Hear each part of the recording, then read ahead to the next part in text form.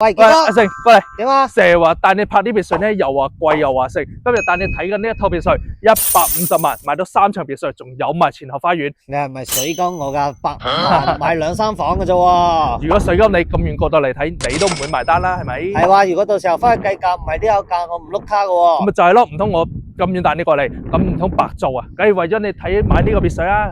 好，信你一次，入去睇下先啊。咁嗱，呢個就係我哋入湖花園一個位置啦。咁呢度咧就係入湖我哋室內嘅空間嘅，有前後花園。喂，係咪好偏啲地方㗎？咁平嘅？咁就真係唔會偏。我哋出門咧10分鐘就可以去到萬達廣場啦。咁而且咧5分鐘就可以去到我哋一個輕軌站。咁你就算去香港啊，都輕軌直達㗎。而且咧出門仲有埋我哋一個河邊，咁你食完飯落去行下散下步，幾咁舒服啊！咁啊係嘅，咁睇住又方便嘅。而且我哋3層別墅仲有埋前後花園喎，你邊度揾啊？150萬2房3房你都未必買到啊！即係呢度係後花園嘅位置。係啊，呢個後花園。咁呢度你見到就係入邊我哋室內一個空間啦。都大嘅。係啊，所以成個空間咁我哋上去起碼上下，咁仲有埋地下室。咁佢呢個單位咧240零方，實用都去到200%啊，即係起碼差唔多加埋花園都去到成500方度啦。咁佢做咗幾層啊？做咗3層。做3層。係啦，佢1、2樓2層，加埋有一層地下室嘅。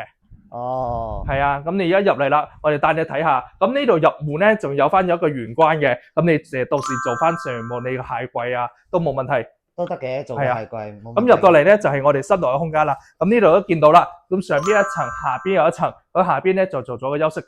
咁我哋先睇下呢層啦。咁我哋成個採光咧都非常之好嘅，即係睇晒我哋花園。咁起碼嗱呢度我哋個餐台啦、客廳啦，係咪先？咁再睇翻啲後邊，呢個廚房都夠大㗎。廚房係啊，你自己睇翻，感受下個空間。我都住得別墅啦，廚房仲使自己用咩？咁都需要用嘅，阿姨啦，係嘛？咁但你睇下下邊嗰層啦。下邊係做咩㗎？下邊而家我哋呢度做咗個休息區嘅，咁就對翻你嗰個需求，係嘛？即係如果你自己做，咁你做翻落嚟，你做翻個卡拉 OK 都冇問題㗎。即係類似於會所啊，係啦，冇錯。咁我哋呢度嘅設計咧，你就睇到，咁我哋呢度做咗張台啦，咁你到時可以做翻你打麻雀冇問題啦。咁就做咗我哋一個紅酒室，咁到時相當於你一個私人會所咯。哦，可以。係嘛？成個空間都好舒服㗎。咁呢邊就做咗我哋一個健身房個空間。哦，咁其實就係一個方方正正嘅格局。係啦，冇錯。咪自己做咯。係啊，係啊。哦，嗰邊仲有採光天井嘅。係啊，有埋採光，即係頭先我哋花園自己望落嚟嘅。哦，都唔怕潮濕，可以。唔怕潮濕嘅。咁我哋就上邊嗰層睇下。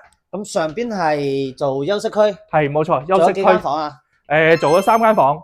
做3間房。係啦。咁到時你自己睇住嚟咯，你可以改建。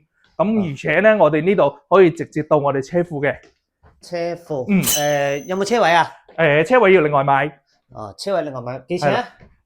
到時再睇價錢咯。哦。係啦，依家準確價錢未定。咁我哋睇翻呢個就係我哋嘅主人套房啦。咁呢個位咧就係我哋一個陽台，呢個陽台空間都夠大嘅。